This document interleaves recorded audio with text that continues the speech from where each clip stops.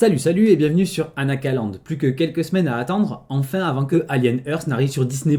Et à cette occasion, Disney+ a sorti son dernier, normalement, trailer pour la série. Donc on va se regarder ça ensemble, et puis petite réaction comme d'habitude, débriefing, et puis même je pense qu'il serait temps aussi de parler un petit peu des attentes, puisque je pense que ce sera la dernière vidéo sur Alien Earth avant que la série ne sorte, à moins qu'il y ait des sujets qui pop d'ici là. Donc ce sera l'occasion justement de voir un peu qu'est-ce qu'on pourrait attendre de la série, quelles pourraient être les réponses qu'on pourrait obtenir par rapport au lore, l'univers avec tous les autres films qu'il y a pu y avoir. Et comme d'hab, je me suis pas spoilé, j'ai pas craqué, j'ai réussi à résister, même si j'en ai eu très envie, et je l'ai pas encore vu, du coup je vais vraiment découvrir ça avec vous. Et comme d'habitude, avant de se lancer, un abonnement, un like, un commentaire pour me dire ce que vous attendez de cette série, puis un petit partage pour la vidéo, ça fait toujours très plaisir. Et on est parti. Si je ne suis pas humaine, alors je suis quoi? Did you even think about it?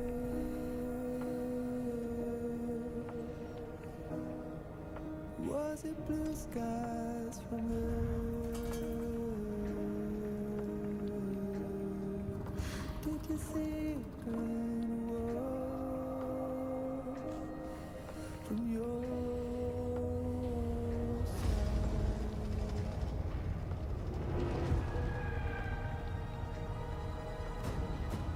Ce vaisseau a prélevé 5 formes de vie différentes, issues des profondeurs les plus sombres de l'univers. Des monstres.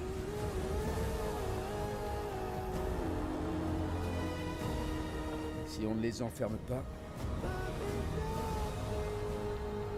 ce sera trop tard.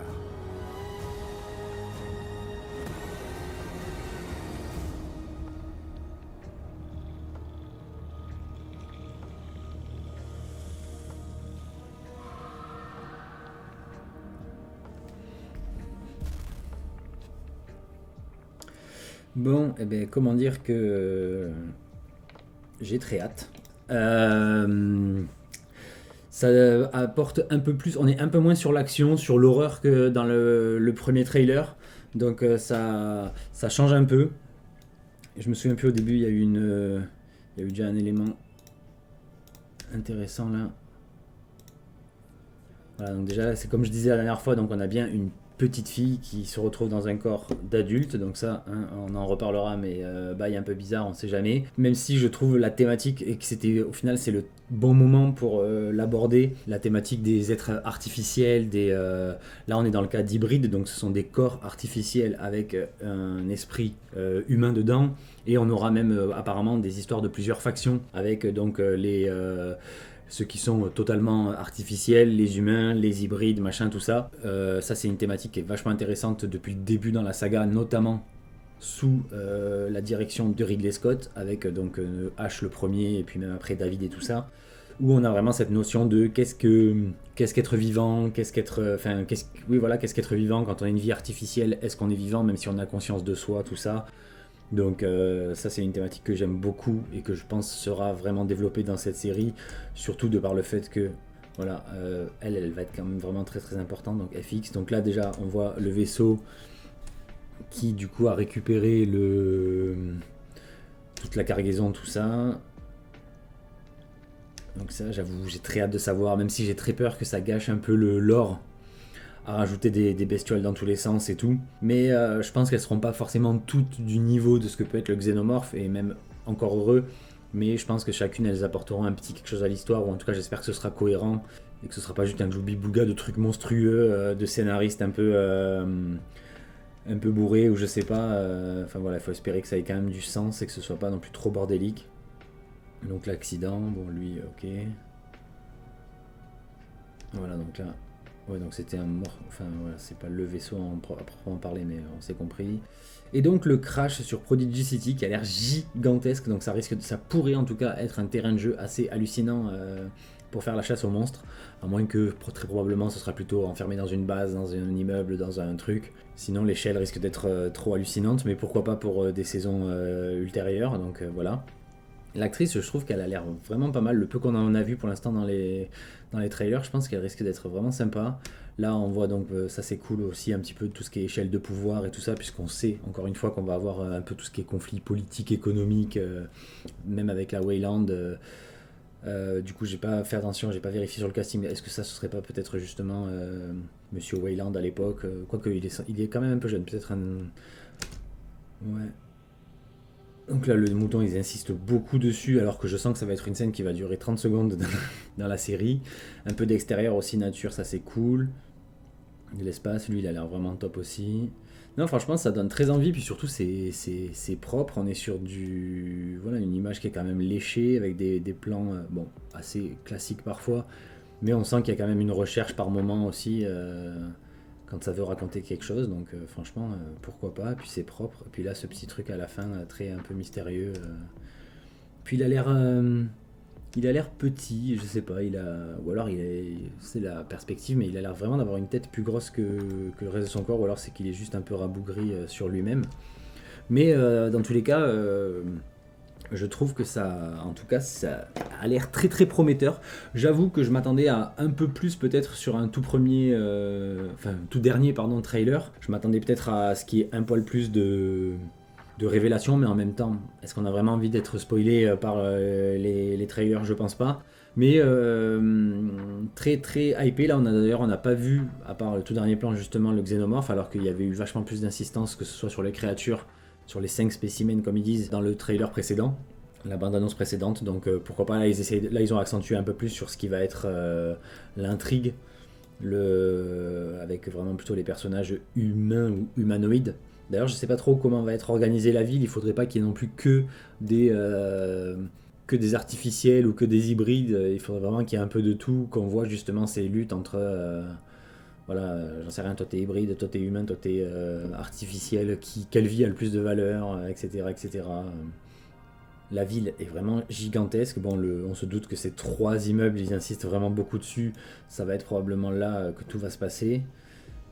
Le créateur, j'avoue que moi je lui fais vraiment confiance, et puis plus on en voit, plus ça a l'air digne de confiance. Et pour le coup, on est sur une Terre qui a pas tant évolué que ça en un siècle, hein, puisque là on est en 22 ans avant, donc on est en 25, si je dis pas de bêtises, c'est 27 ou 22, je me rappelle jamais. C'est 22, donc on est en 120, donc 2120, donc il s'est passé 95 ans, ça a pas tant évolué que ça. Lui, ils mettent l'emphase aussi sur lui, qui était pas trop mis en avant précédemment.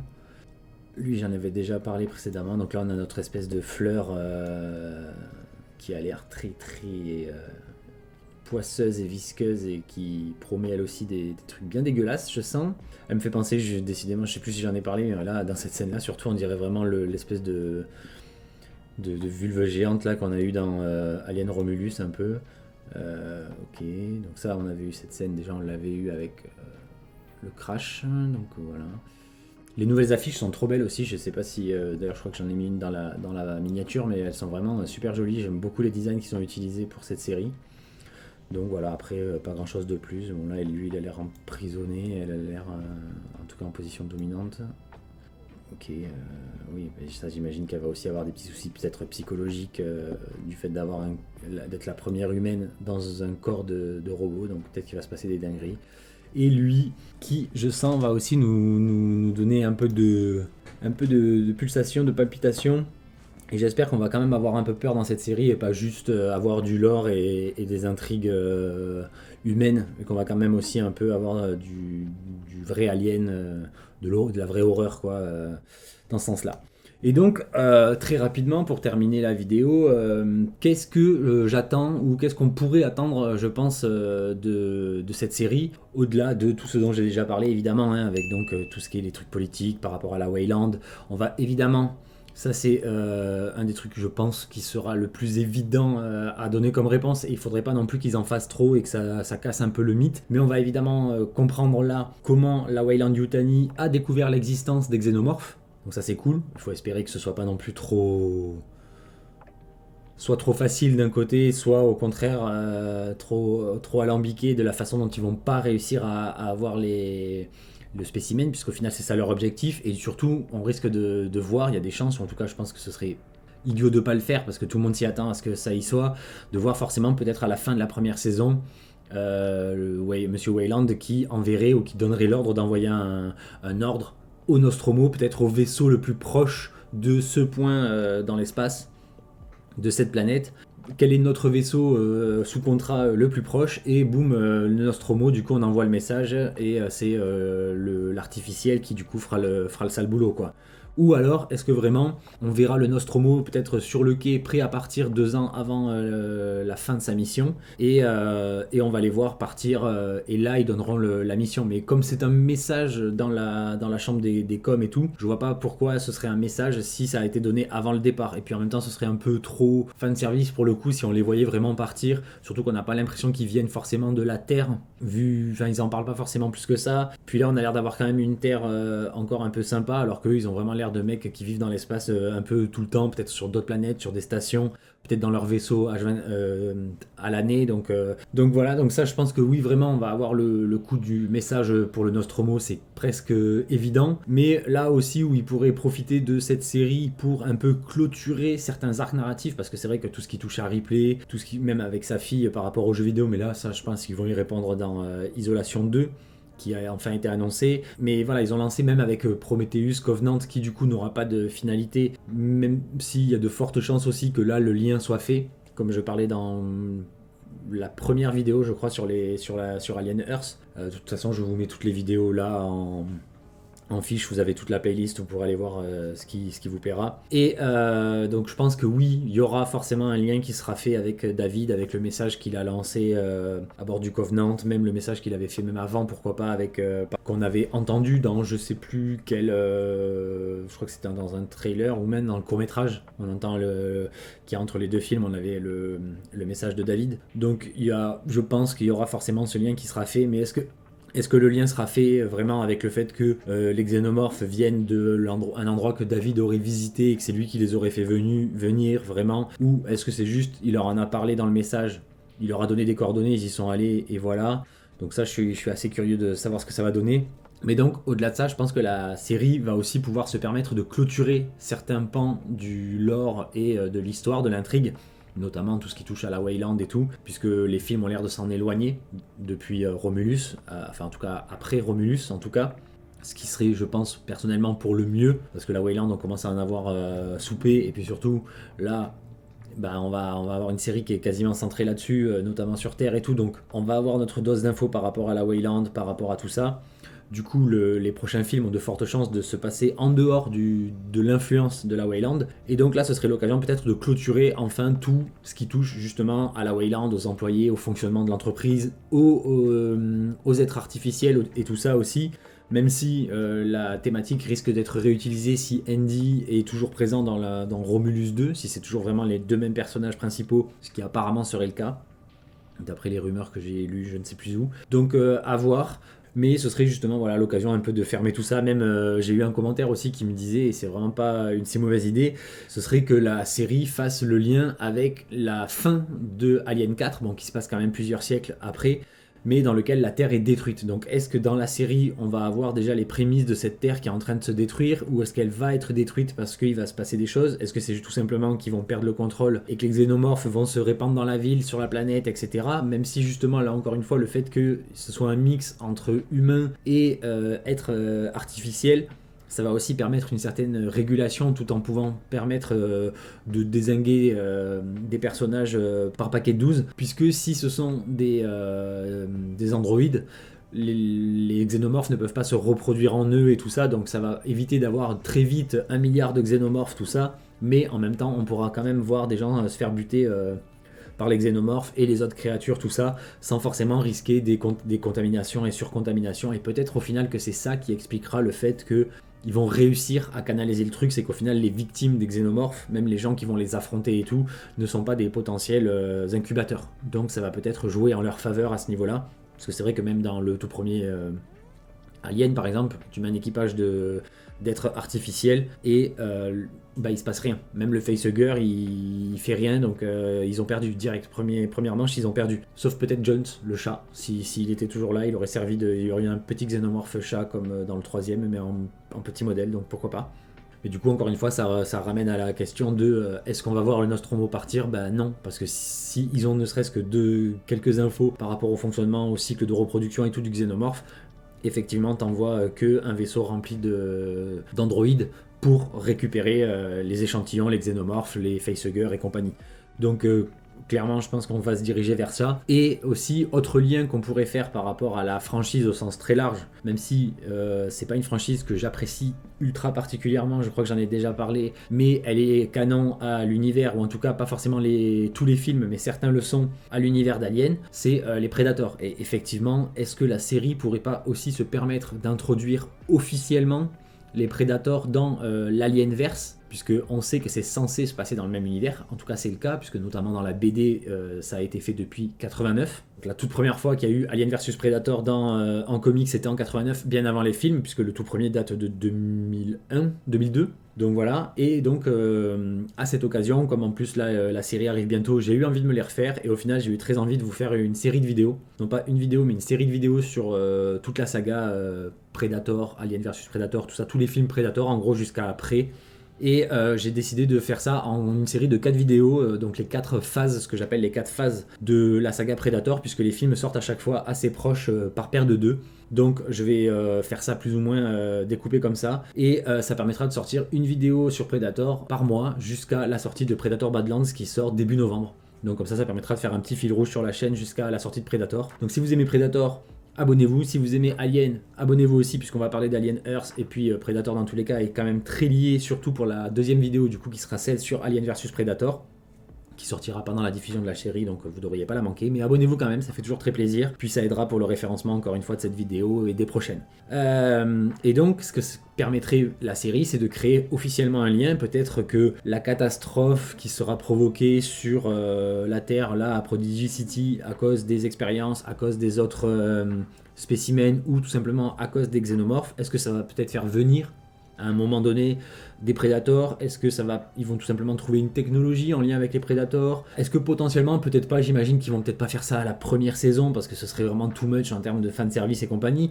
mais peut-être que si la série dure 3-4 saisons, on peut peut-être imaginer que sur le long terme, il y ait l'intégration peut-être en fin de saison, deuxième, troisième, ou peut-être une quatrième saison, créer un lien avec le Predator pour un peu boucler la boucle. Donc pourquoi pas, ça pourrait être intéressant, surtout que personnellement, je trouve pas que le lien qui a été fait au cinéma à l'heure actuelle soit ultra qualitatif. En tout cas, en termes de lore et en termes même d'expérience cinématographique, c'était pas foufou, même si ça reste un plaisir coupable très sympa, surtout pour le premier. Mais bon, j'en dis pas plus, je garde ça pour ma vidéo.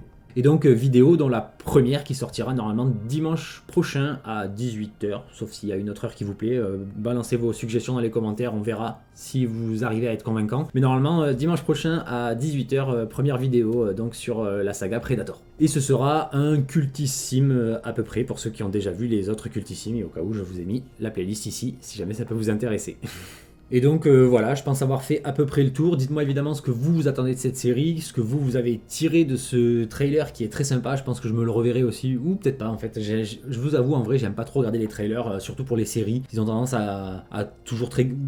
Ouais, et en même temps aussi pour les films, parce qu'ils ont toujours tendance à gâcher un petit peu le plaisir de la découverte. Là, j'avoue que pour le coup, ils s'en sortent plutôt bien en donnant suffisamment sans en donner trop non plus. Donc je vais peut-être pas faire une analyse approfondie pour pas trop me spoiler, mais je vous avoue que j'ai très hâte. Donc le 13 août, à la première heure, je serai au rendez-vous pour la regarder et pour faire un débrief avec vous.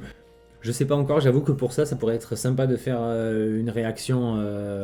plutôt que juste une review, mais encore une fois avec les problèmes de droit d'auteur et tout ça, c'est un peu compliqué. Donc peut-être que j'essaierai pour le premier épisode, et puis au pire je couperai tout ce qui est sous droit d'auteur, et tant pis, vous aurez une espèce d'hybride review react sans la partie visionnage. Donc on verra, encore une fois dites-moi peut-être le format que vous préférez, si ça peut m'aider à faire un choix, mais j'avoue, je pense qu'il risque d'y avoir tellement de choses à dire sur que ce soit autant en bien qu'en mal, même si j'avoue que je reste encore très hypé. Noah Hawley, j'ai confiance. Pour l'instant, ce que je vois en termes d'image, j'ai confiance, que ce soit les effets spéciaux, même là, clairement, par exemple, j'ai l'impression que c'est peut-être du pratique. Les décors sont jolis, on a un peu de nature, on a de la technologie et tout, donc ça c'est cool, ça fait plaisir aussi, parce que c'est vrai que la nature, c'est pas souvent, ou alors c'est vraiment un champ de blé, et puis c'est tout, comme dans Covenant et compagnie. Donc non, très hypé, très intéressé par ce que va donner cette série. Donc voilà, dites-moi ce que vous en avez pensé. Encore une fois, le like si la vidéo vous a plu. Et sur ce, je vous dis à très vite sur Anakaland. Bye.